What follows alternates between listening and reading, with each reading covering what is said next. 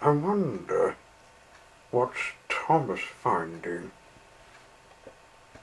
Stuart, perhaps.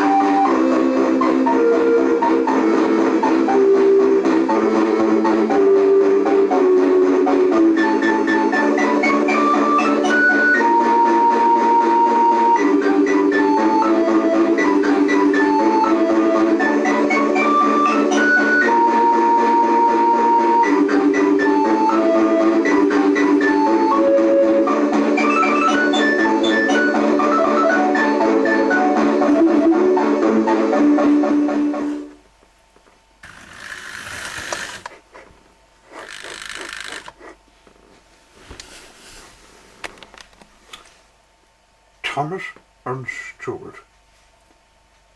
Thomas met Stuart, who was in Sloping Main Docks. He looked sad. "Hello," said Stuart, said Thomas. "Are you my brother?" "Hello, Thomas." "Yes, I am. I've been wanting to tell you all this. You haven't heard for years."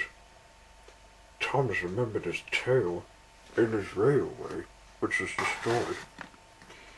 "So what's your tale?" he asked. "Am I not the only one that escaped?" "Yeah, and at first my nightmare was about to end, but it's not. Once upon a time, after you escaped your first railway, I was sent to the quarry. It was nicer, but, when I heard some bad fuss about a threat about to shut our railway down, I had to hide in a shed. There was a man named Dr. Beeching. I was glad not to see him, though, and when he couldn't find you, he started scrapping our brothers. I was finished, and was needing to go and live work someplace else so he wouldn't threaten me.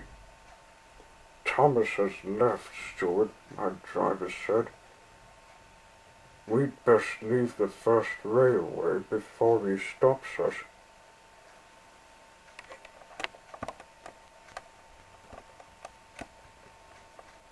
I steamed away to find the Welsh seaside. It was perfect to live in until Dr. Beeching came to the seaside.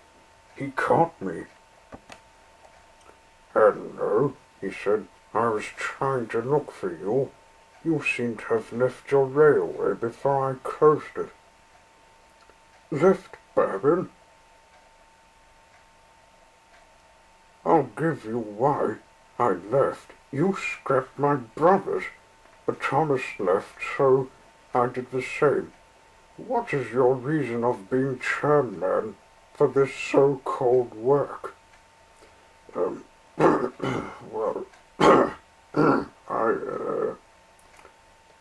for some reason, Dr. Beeching was in a loss for words. He was trying to not let anyone know his case. "I don't want you to know my case of ways, Engine, because I only want to help," he said, lying. "You can't lie and get away with it, you lousy bum." "I've known Dr. Beeching for years, and have insulted him lots of times, and it got him into some mood of when I told him to get out of my shed. Hey, don't try it again, will you? Why don't you think about anything anyone making an excuse. I'm working, and when I crash, I have to be mended. That's no excuse. But whatever I told him, he just wouldn't listen, and it was no use. He just threatened me more, and then left. Little tyke. One day,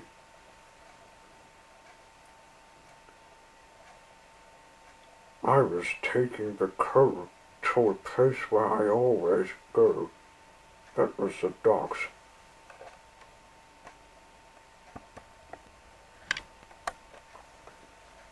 As I finished, I decided to pay Dr. Beeching out. I came across the station office.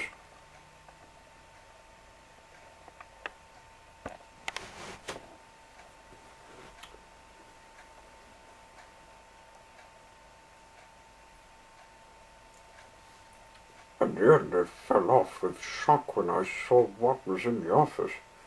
There was a bottle of some drug. I thought he was into it, and wondered if he was a criminal. I was just about to think of telling my driver to look in his office to find what he was trying to hide when I had a second shock. "Engine," he said. "What are you doing, Engine? Are you spying on me?" "Oh, no," I said. "I wouldn't do that. I couldn't get into your office you work in."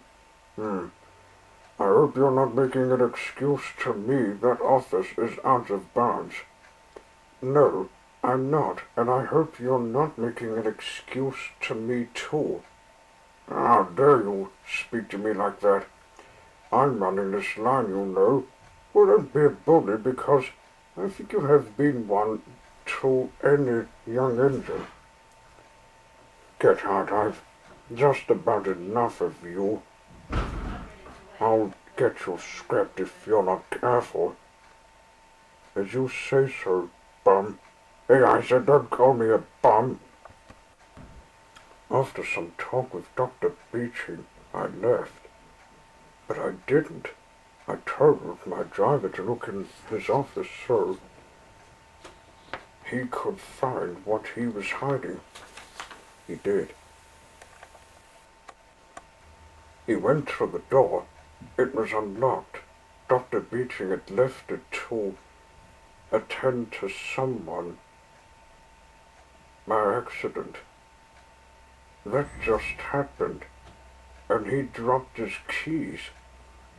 "I'll keep them so I can lock the door after looking for what he's hiding," he said. He went in. He searched every spot. When he was about 16, he came in his office lots of times and always tried to take some money, sometimes for getting food. He then left to avoid Dr. Beeching, and he kept his plot a secret. The story was never told to the police. You see, he made him an enemy a long time ago in school, when he was his teacher. He always causes him trouble. His parents died when he was about 10, on his first day, when a few years later,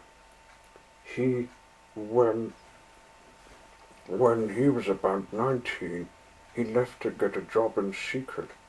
After finishing the school things and stealing hidden money, and that's when he brought Stuart. He brought me. He opened a drawer and found what he was hiding. Cigarettes along with files and photos.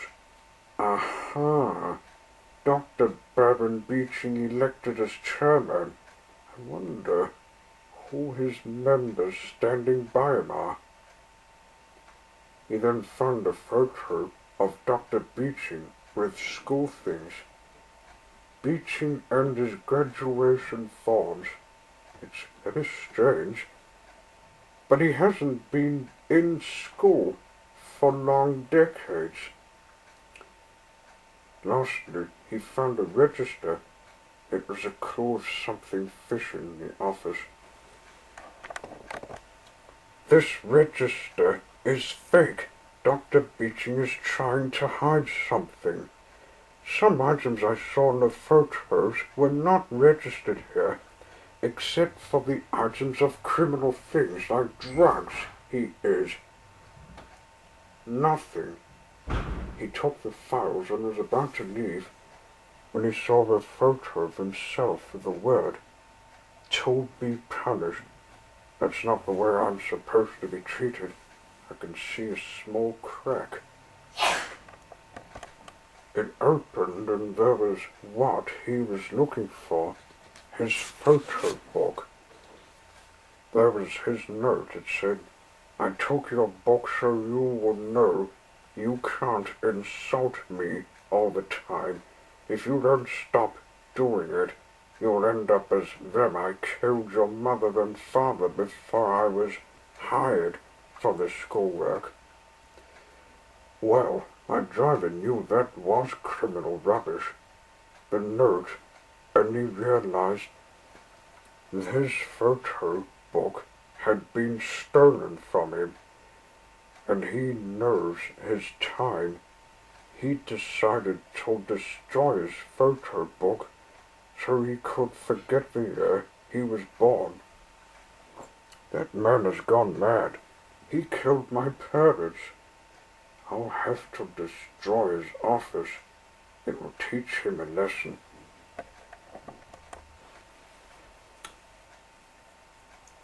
He brought a box of matches so he could do his revenge plot.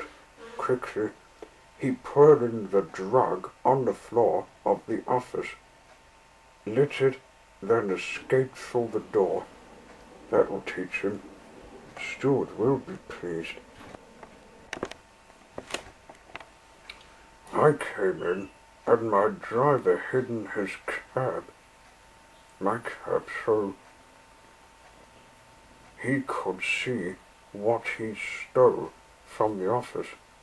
At that moment, Dr. Beeching came back. "Engine? What's going on here?" "Oh dear. Hello, Babin. I'd not go in the door if I were you. There's a fire." "What?" "Not a chance," said my driver.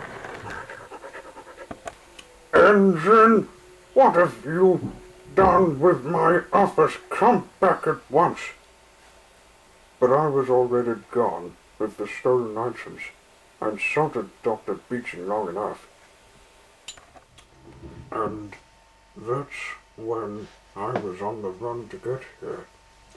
Do you still have what you stole from the office?" "Yes, I do. Look in the bag." "Wow, you have taught him a lesson." "Now, I still have them. We best give them to the police, but Lorna can put them there. Come on, let's find her. She's visiting Greendale."